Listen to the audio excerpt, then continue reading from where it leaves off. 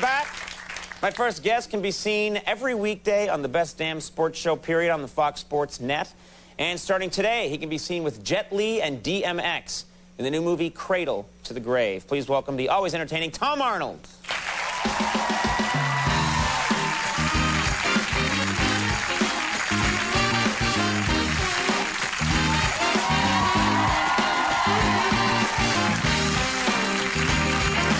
You know what's funny? I come out here, yes, and there's like 6 people grabbing at my hair saying, pull your shirt down, you know, helping backstage, me out. helping you be you're as pretty as you can be. And yet there's not one person in Michael Jackson's life that says, the kid's out of the bedroom. Isn't that weird that I got 6 people helping me?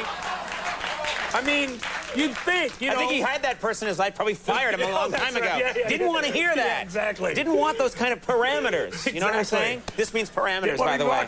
Exactly. Now, listen, I'm seeing a pattern developing here in your career. Yeah. You did a movie with Steven Seagal. Now you're in a movie with Jet Li. Right. Are you becoming a martial arts superstar? Is that possible? Yeah, let me explain. First of all, this movie, Cradle to the Grave, is like the NBA. You got a bunch of black guys, a guy from China, and 1 white guy. You know what I mean? And I'm the white guy, and it's great.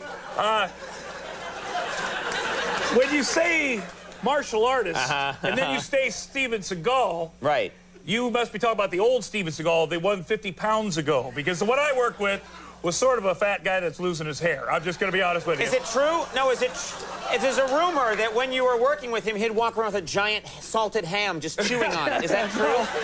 And I got to apologize to him, too. I thought that he was a little odd. He seemed jumpy to me. Then I read in the paper recently, there was a hitman on the set, you know, that was after him. So he'd be like, oh, who's that? And I'd say, it's the director, you know, so he'd be jumpy. Right. So, but the truth is, Jet Li is a real martial artist. He was a 6-time national champion in China, where they know their martial arts. So you're saying Seagal, not a real martial artist? He used to be, you know, like I say, a long time ago, perhaps, but he's given it up. Right. He doesn't do it anymore. He'll like, they'll shoot it and he'll do that, and then a real fast guy will come in there real quick, you know, the stunt guy. You're talking, wait, he just goes like this, he starts to go just barely like that? And then this other guy comes in and That's crazy. It's nuts. Did they at least put him in the same jacket so it looks the same? Sometimes they didn't, and you can tell he's got like, you know. Yeah. And then would they take the sandwich out of Seagal's hand when he's hitting him? Sometimes he had trouble, but Jet Li. Jet Li is... Let's not go negative, let's go positive. Right, Jet Li is for real, man. He's so good, and I wanted to... It's great to do a movie with somebody like him because he doesn't speak much English, so you get to say a lot of words, if you know what I mean? Like, he wouldn't be able to say... DMX would say, what's going on, dog? And he would say... Well, and then I say, what he wants to say is he's going to go down there and kick those guys' asses, you know, because he gives it...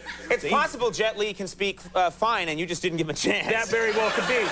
But we drove around... I really... Yeah, that's right. It could be, yeah. I like him. I'm having trouble getting in, you know? Exactly, I'm sorry, but I drove... We filmed a lot in downtown L.A., and there's a Japanese block, about 5 blocks of Japanese businesses, and, you know, I wanted to say something to him when we were working together, and I didn't know what to say, and finally I said... hey, there was a Japanese restaurant. What's the lunch special there? Because it's written in Japanese, and he's like, I am Chinese. And I guess I guess there's, you know, a difference. You know, Chinese. Yeah, I mean. Yes, there's a difference.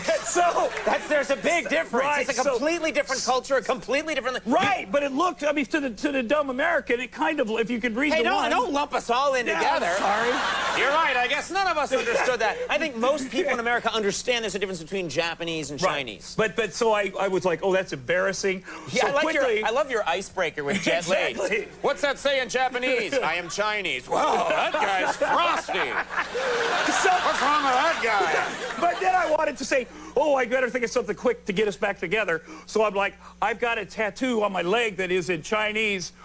Can you tell me what it says? And I pull up this right there, and he says, I said, what does that say? And he says, I love you. Okay, so that was also weird, because it says I love you on my leg. You didn't know what it said? No, I didn't know it said it. Wait, you went and got a tattoo on your leg. Right, yeah. And said, just give me something in Chinese? I picked it out. I said, hey, that looks cool up there. You know, there was I didn't know, you know, but it says I love you, which is weird, because I got it with a buddy of mine. How do you know? I mean, you just... Yeah, like it's... That's insane. Yeah. You just went and got it. You picked it up. Cool. It could say, I love man action or something. Exactly. You don't know what it would say. I'm serious. You have no idea what that would say. Now I know. That's the dumbest thing I've ever heard in my life. It's cool. It's cool. No, it's not cool. Okay, it's not. It's not. I love you, Jet Li. Yeah. Look at my creamy thigh. Now, you've been married a couple of months. Yeah, last time you were on the June, show, yeah. you were just, you had just gotten married. How is it going so far? Because, and let's be honest, let's be frank, you're not afraid to do that. You've had trouble, being married before in the Right, past. I have been divorced twice. Yes, This yes. is my final marriage to Shelby. She's great. She's wonderful. We were planning, I was hoping we'd have kids by now, although we just got married. It would have been kind of hard to already have kids. But she has torn her ACL. Yeah, she did it in a previous relationship like 5 years ago. I don't know what the ACL is. It's like right in here in the knee. Yeah. The professional athletes get it, but she did it in an old relationship. So, that suddenly it's my responsibility to fix it. But anyway, you can't carry a baby. I mean, it's okay, What a romantic, sweet thing to say. No, but... You're like, I bought this Ford Taurus. No, not at all. And it's a nice car, but Not at now all. I gotta go and fix that thing that guy broke.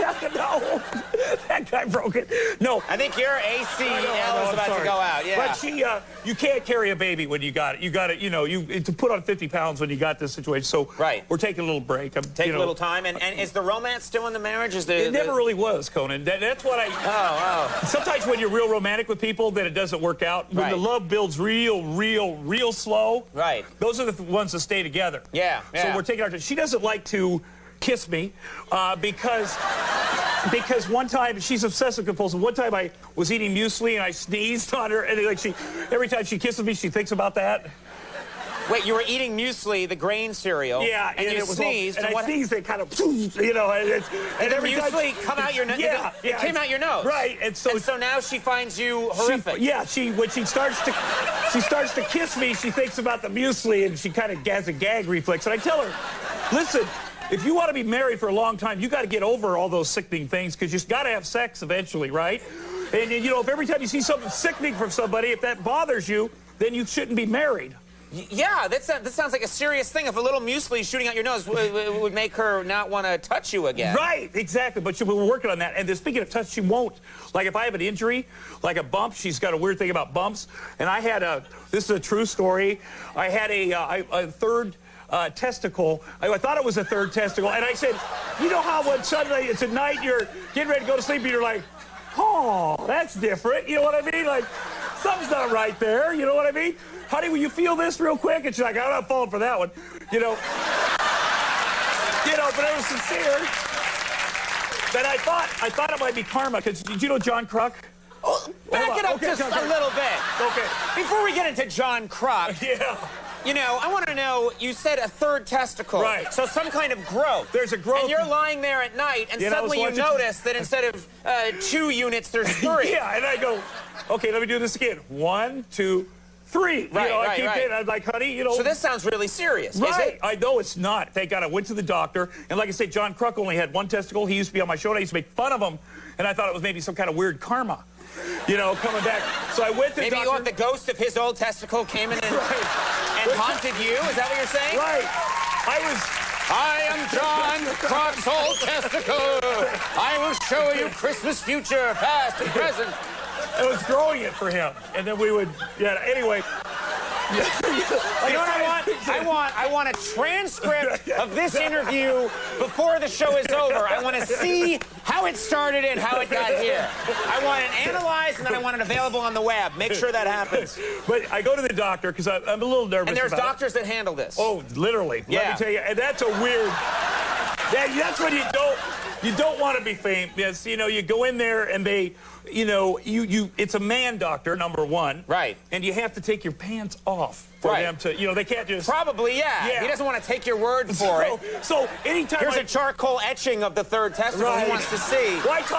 But anytime I take my pants off, I don't, and I'm viewed by others, I like to be in a certain state, if you know what I mean, the in-between state. And you know what I mean, where you organize yourself as a man so that you're not, invisible, as it were. So you like to become, like to become slightly aroused. Right. Yeah. Okay. Right.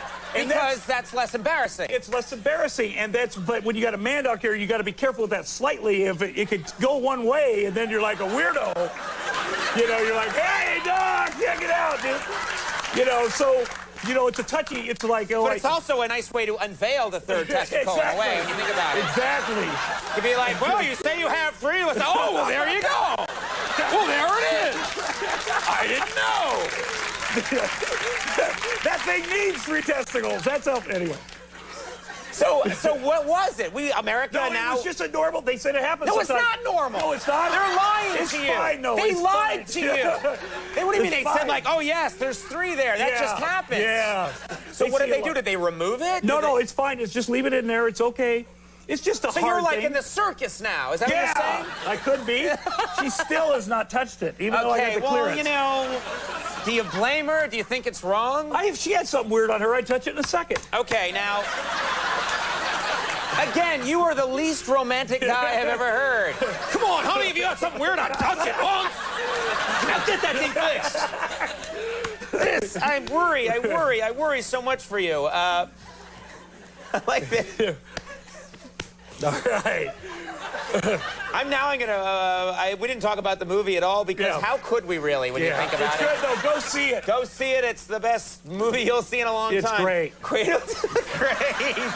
And no one's going to be able to think when they see you on camera. They're just going to be thinking about that. Yeah, that's an image for you. That's in theaters now. Tom Arnold, there's no one quite like you. Thank you, buddy. Thank you.